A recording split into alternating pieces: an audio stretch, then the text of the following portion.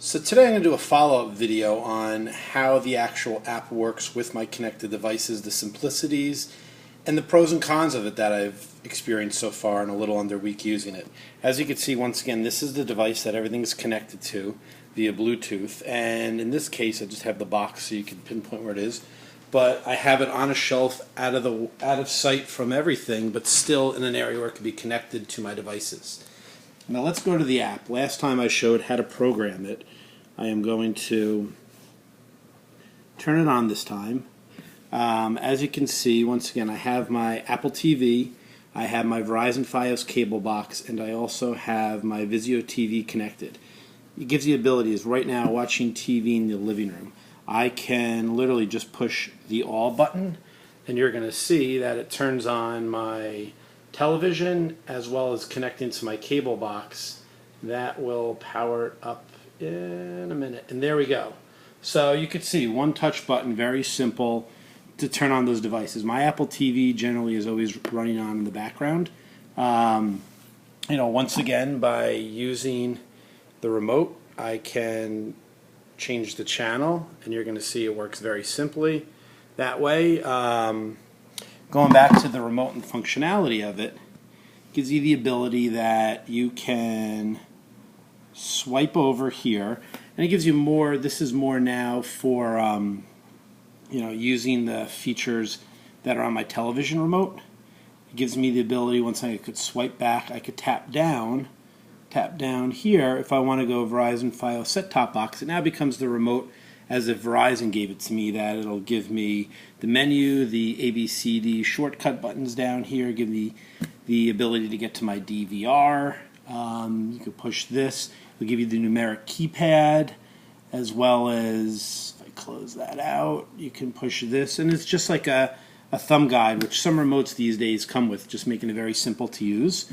With my setup here, I have a television where you can see I have Bose speakers on each side of my television rather than using the internal speakers that came with my TV. The only downfall I've found is there's no way to incorporate external speakers. I currently have been using a universal remote from another company that incorporates everything. So when I push the volume button, I would be able to work the volume on my television. In this case, I need a separate remote to independently control that volume if I want to continue bypassing the internal speakers of my television. So that's the only shortcoming I've found so far with this.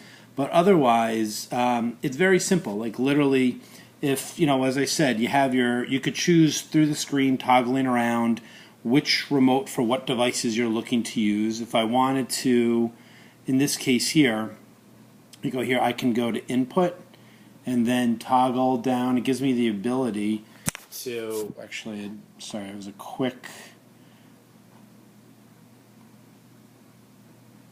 glance, didn't really get to see on the TV there, but I use this to toggle to my Apple TV, and then I could just close this very simply, push that, my iPhone's a little sensitive, swipe over, I could go here, tap down to Apple TV.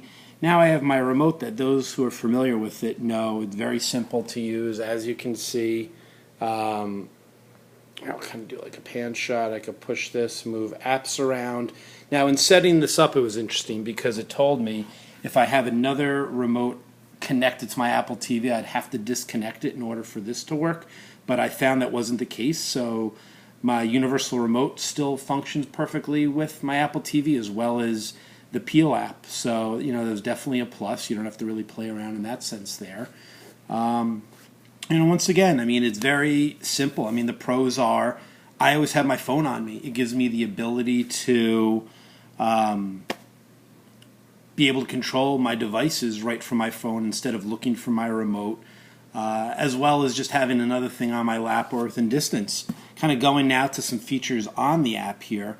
Knowing my provider I have services, I can easily find a chat. Like here, I'll just push this.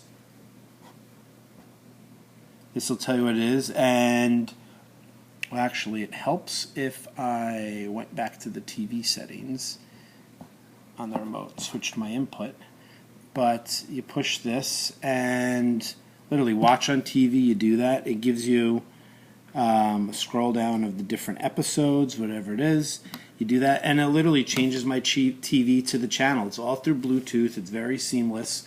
Like I showed you earlier, the actual hub, if you want to call it, that Bluetooth device, which is positioned over there, that you don't need to worry about being in sight. You kind of stick it away, and it comes with that external infrared reader. So even if you want to stick it in a cabinet, there's still a sensor that could grab the signal if you're using it as an IR, as opposed to Wi-Fi, as opposed to Bluetooth. So, once again, for the price point, I believe it's $50 in most stores, at least here in the United States. And I think that's a good price, because I feel like that's it's at that price point, it's not a big commitment to something that'll make your life easier. That it's more impulsive, and it definitely does the job of making it easier, making it very convenient. And, once again, most people have their tablets it could work on, or their iPhones on them.